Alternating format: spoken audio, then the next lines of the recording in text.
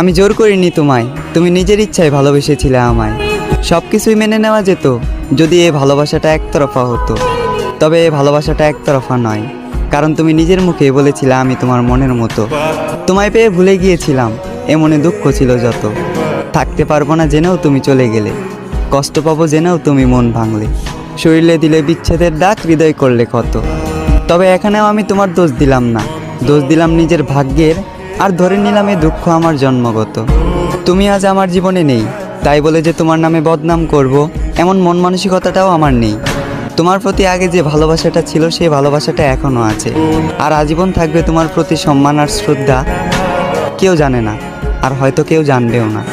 প্রেমিকার স্মৃতির সাথে প্রতিনিয়ত লড়াই করা, আজ আমি এক প্রেমিক যোদ্ধা।